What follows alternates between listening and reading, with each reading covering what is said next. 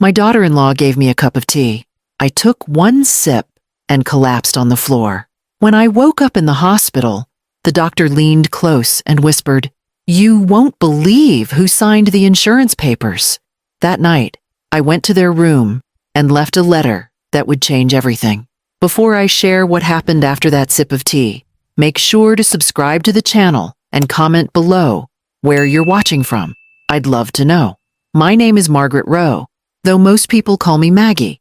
I'm 72 years old, a widow, and for the past several years I've lived with my son Thomas, his wife Vanessa, and their daughter Lily. After my husband passed, Thomas asked me to move in so I wouldn't feel alone, and I agreed, thinking it would be a comfort for all of us. At first, I believed I had found a new rhythm of life. Lily, my granddaughter, is the brightest part of my days.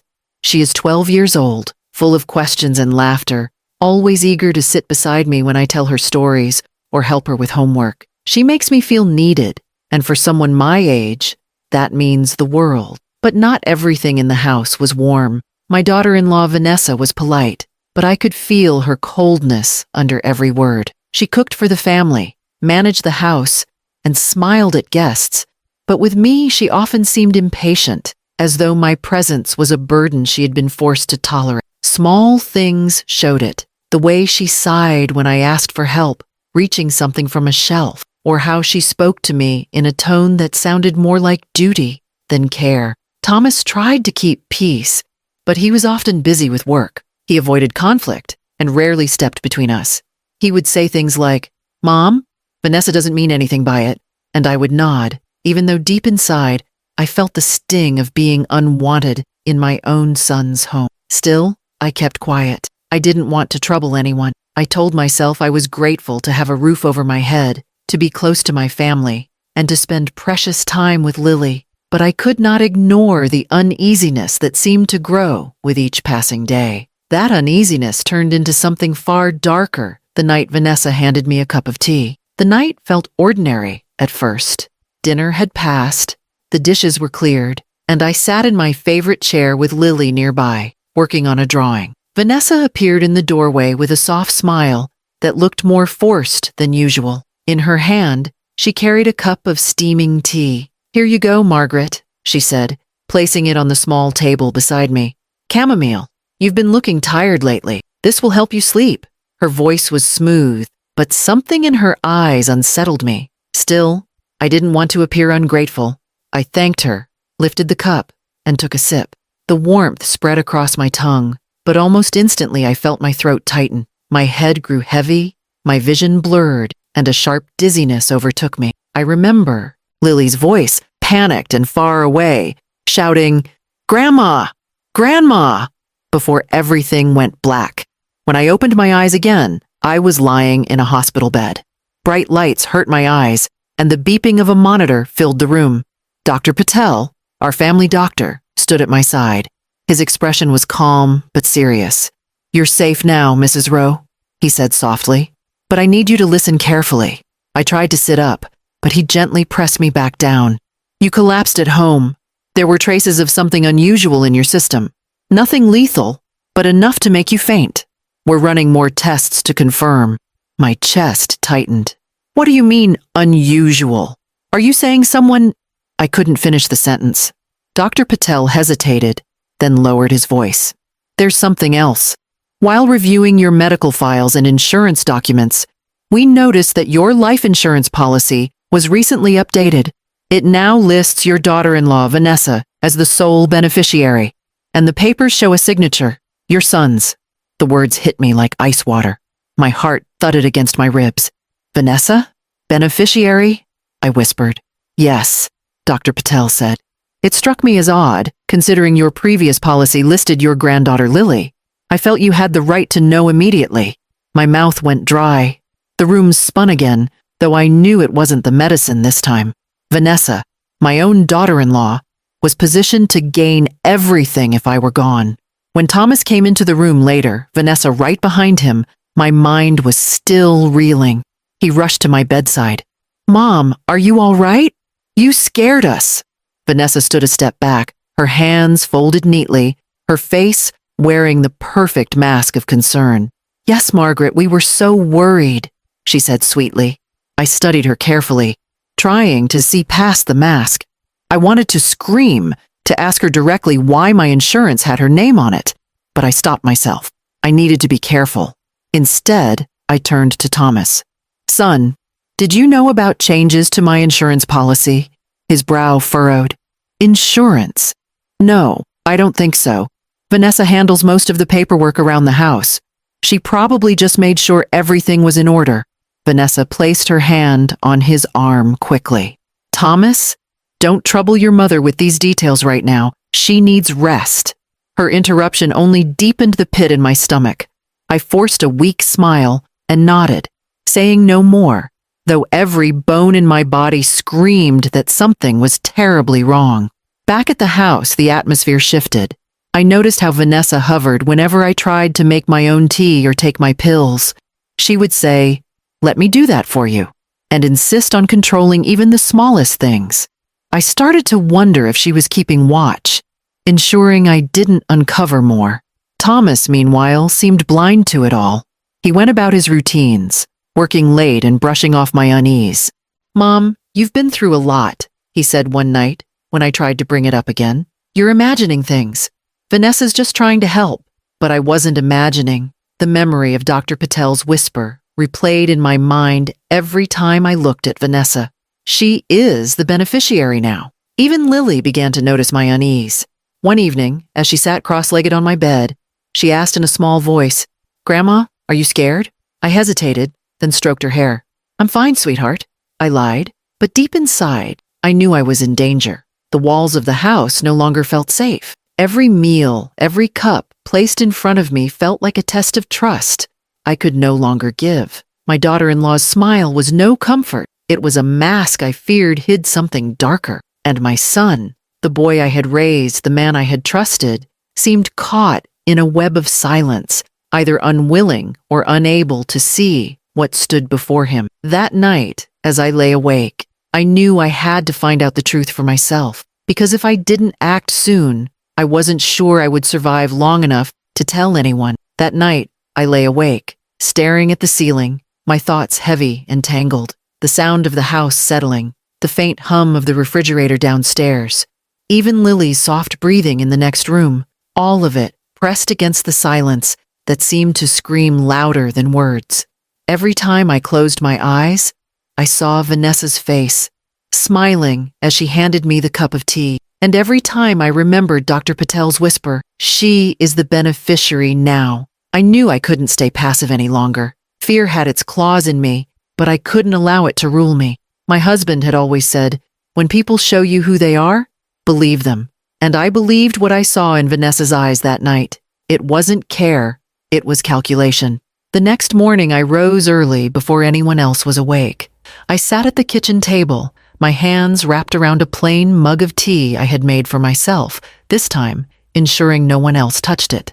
I thought of the life I had built, the family I had raised, and the home I was now afraid to walk through. I realized that if I wanted to protect myself and my granddaughter, I needed to gather proof. When Lily came into the kitchen, still rubbing sleep from her eyes, she smiled and said, "Good morning, Grandma." Her innocence steadied me.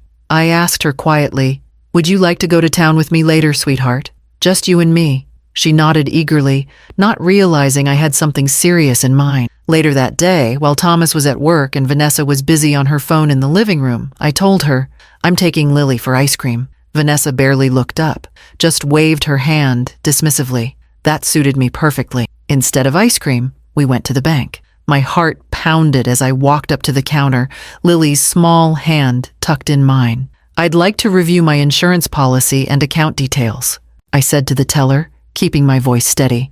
The clerk brought up the file and slid a copy across the desk. My hands trembled as I read. There it was, in black and white. Vanessa Rowe, listed as the sole beneficiary of my life insurance. And next to it, a signature that was supposed to be Thomas's.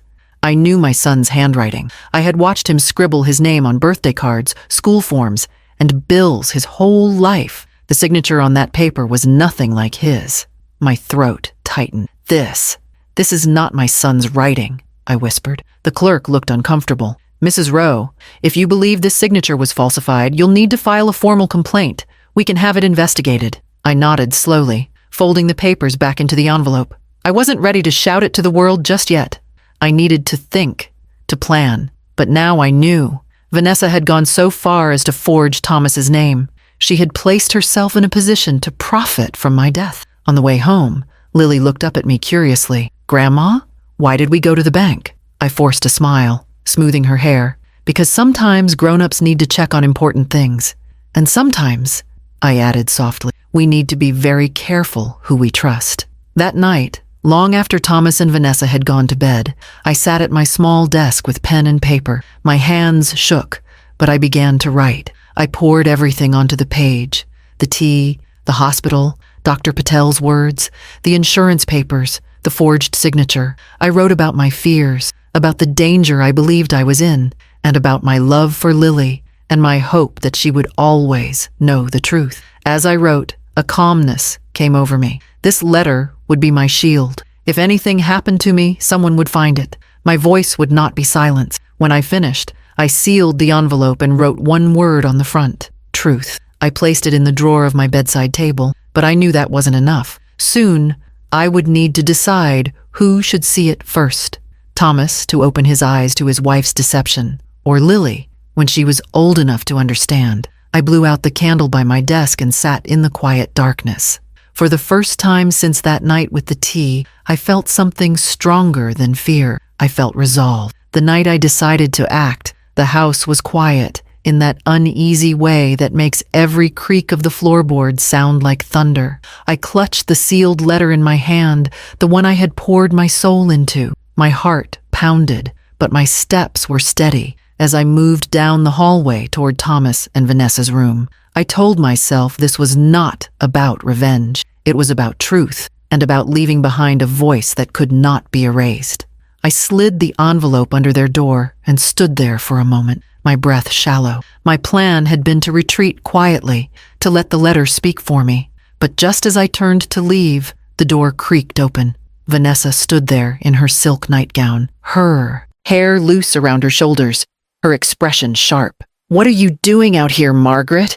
she whispered, her voice dripping with suspicion. I froze, the blood rushing to my ears. "I was leaving something for you both," I said, trying to keep my voice calm. Her eyes flicked down and saw the edge of the envelope peeking from under the door. She bent quickly, snatched it up, and tore it open with her nails. Her eyes darted across the words, and her face hardened with each line she read. "You nosy old woman," she hissed, her voice low but venomous. "Do you think anyone will believe you? You're frail, confused, always imagining things. Thomas won't take your side." That was when Thomas stirred. He sat up in bed, blinking at us in confusion. "What's going on?" he asked, his voice groggy. I turned to him, my voice shaking, but firm. "Thomas, I know about the insurance papers. I saw them at the bank. Vanessa forged your signature. She made herself the beneficiary. And the night I collapsed, it wasn't an accident." For a moment, the room was dead silent. Thomas looked from me to Vanessa, his face pale. "Vanessa? What is she talking about?" Vanessa tried to laugh, but it came out brittle. "She's delusional, Thomas. She's making up stories. You know she's been unwell." "No," I cut her off, my voice rising with a strength I didn't know I still had. "I may be old, but I am not blind. I collapsed after drinking the tea she gave me. Dr. Patel told me there was something unusual in my system, and then I learned about the insurance papers. You cannot tell me this is all a coincidence." Thomas rubbed his temple, shaking his head in disbelief. "Vanessa, is this true? Did you change the policy?" Her mask cracked. She stood taller, her voice suddenly sharper. "Fine. Yes, I updated it. You don't understand, Thomas. We're drowning in bills, in debt. Your mother she's a weight we can't keep carrying. That money could solve everything for us. For Lily's future. For our life. Don't you see? It was for us." I felt my chest tighten, my heart breaking as the truth spilled out of her mouth. "For us?" I whispered. "Or for yourself?" Thomas's face turned ashen. "You forged my name," he said slowly, realization dawning. His voice grew louder, trembling with anger. You tried to poison my mother. How could you, Vanessa? How could you put her in danger? Put Lily in danger? Vanessa's composure shattered. She dropped the letter and lunged toward him, grabbing his arm. Thomas, listen to me. We can fix this. No one has to know. We can still... But he yanked his arm away, his face twisted with fury and disgust. No, it's over. You've already destroyed everything. Lily appeared at the door then, woken by the shouting. Her wide eyes flicked from her parents to me. Grandma? She whispered, frightened. I stepped toward her, pulling her gently to my side. It's all right, sweetheart, I said softly, though my heart was pounding. The truth needed to be told. Vanessa's face drained of color. She opened her mouth to speak, but nothing came out. Thomas picked up the letter from the floor, scanning the words with trembling hands. When he finished, his shoulders slumped, and for the first time in years, he looked at me with clear eyes. I'm so sorry, Mom, he said, his voice breaking. I should have seen it sooner. Tears welled in my eyes, but I held them back. You see it now. That's enough. The silence that followed was heavy. Vanessa stood frozen, cornered by her own confession. Thomas finally said the words I knew he had to. Get out, Vanessa. Tomorrow I'll speak to the police and the lawyers. You will never hurt my mother again. Her mouth fell open, but she knew there was nothing left to say. She turned away, her figure trembling, and for the first time, I saw not strength in her, but emptiness. As Thomas closed the door behind her, I held Lily close. My body was tired, but my spirit felt lighter. The battle wasn't over. There would be legal fights, paperwork, maybe even trials. But the darkest truth was finally out in the open. And in that moment, I knew one thing with certainty. I was not powerless. I had faced betrayal. I had stood my ground, and I had lived to see the truth revealed. The morning after that terrible confrontation, the house felt like an entirely different place. For years, I had lived beneath a cloud of unease, but now the silence was no longer oppressive. It was cleansing. Vanessa had packed a small bag in the early hours and left without another word. I watched from the kitchen window as she walked down the driveway, her shoulders hunched, her once confident stride broken. I should have felt triumph, but instead, I felt sorrow. I thought of the many dinners we had shared at the same table, the birthdays we had celebrated, and the woman I had once hoped would become a true daughter to me. Betrayal cuts deeper when it comes from family, and though she was gone, the wound she left behind remained raw. Thomas didn't go to work that day. He sat with me at the dining table, his face drawn, his hands restless, as he turned the letter over and over in his grip. Finally, he spoke. Mom, I don't know how I didn't see it. I thought Vanessa was just stressed, just overwhelmed. I never imagined she was capable of something so cruel. I reached across the table, resting my hand on his. Thomas, you loved her. You trusted her. There's no shame in that. But love without honesty is dangerous. She chose lies. You can't blame yourself for not wanting to see them. His eyes filled with tears he tried to hide. For the first time since he was a boy, he leaned into me, letting his head rest briefly against my shoulder. It broke my heart and healed it at the same time. In that moment, I didn't see a grown man or a husband. I saw my son, the child I had raised, finally recognizing who his true protector was. The days that followed were difficult. There were meetings with lawyers, statements given to the authorities, and long talks with Dr. Patel about my health. Vanessa's actions had left marks not only on paper, but on my spirit. Yet through it all, Lily remained a beacon of light. She stayed close, often curling up beside me on the couch, her small hand in mine. Grandma, she whispered one evening, I knew you were strong, but now I think you're the strongest person I've ever met. Her words made me smile, though my eyes filled with tears. Strength, I realized, isn't about never being afraid. It's about standing tall even when fear surrounds you. As weeks turned into months, the house settled into a new rhythm. Vanessa was no longer there, and though her absence was painful for Thomas, it also brought peace.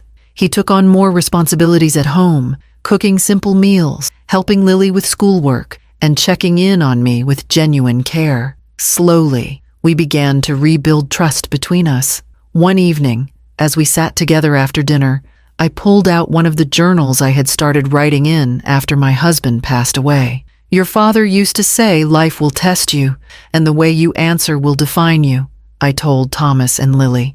This was my test, and maybe it was yours too. Thomas nodded. I failed at first, Mom. I didn't protect you. You saw the truth in the end, I replied, and you stood by me when it mattered most. That's what counts. Lily leaned against me, smiling sleepily. And you'll always have me too, Grandma. Her innocent loyalty reminded me that love still existed in this family. It might have been fractured by greed, but it wasn't destroyed. In the quiet that followed, I thought back to the night I wrote that letter. At the time, I believed it might be the last chance to make my voice heard, but I was still here, alive, stronger, and surrounded by the people who truly mattered. The letter had not only revealed the truth, it had saved me. I realized then that sometimes survival isn't just about escaping danger. It's about reclaiming your dignity, your voice, and your place in the world. I had been treated like a burden, but I had proven to myself and to everyone else that I was far more than that. Now, when I sit in my favorite chair with Lily's laughter filling the house and Thomas cooking in the kitchen, I no longer feel like an outsider. I feel like the heart of this family once again. And if there's one lesson I want others to take from my story, it is this. Family isn't about who claims you. It's about who protects you, who values you, and who stands by you when the shadows close in. Trust is a gift, and when it's broken, it cannot be easily restored. But love, the real kind, has the power to heal even the deepest wounds. If this story touched you, please subscribe to the channel and tell me in the comments where you're watching from. I'd love to hear your thoughts and stories.